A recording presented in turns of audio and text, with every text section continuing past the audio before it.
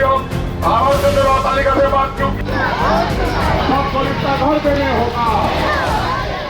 বিডিওকে না পেয়ে বিডিও দপ্তরে গেট বন্ধ করে বিক্ষোভ সিপিআইএমের। নকশালবাড়ি বিডিও অফিসের গেট বন্ধ করে গেটের সামনে বসে বিক্ষোভ। আবাস যোজনার নাম বাদ গেছে একাধিক চা বাগানের চা শ্রমিকদের। আবাসের নাম আসা সকলের নতুন করে সার্ভে করে তালিকায় নতুন যোগ করে আবাস দেওয়ার দাবিতে আজ নকশালবাড়ি বিডিও অফিসে স্মারকলিপি কর্মসূচি ঘিরে বিক্ষোভ শুরু করে সিপিআইএম। স্মারকলিপি প্রদান করার আগে বিডিওকে না পেয়ে বিডিও অফিস বন্ধ করে বিক্ষোভ দেখায়। অভিযোগ, বিডিও বা ঊর্ধ্বতন কর্তৃপক্ষ স্মারকলিপি গ্রহণ না করলে বিক্ষোভ চলবে।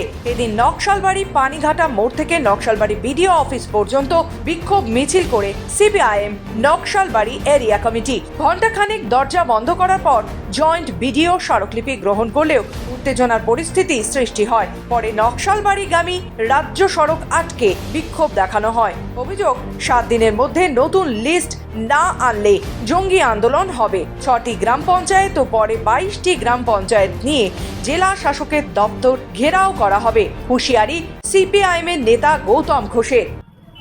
এই আন্দোলন স্বতঃস্ফূর্ত আন্দোলন।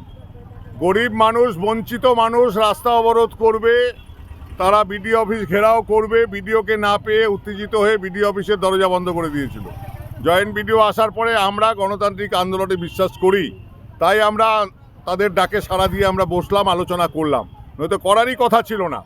গরিব মানুষ যেভাবে খেপে গেছে, আজকে বিডিও অফিস ভাঙচুর হতে পারত, আমরা তো হতে দেই নাই।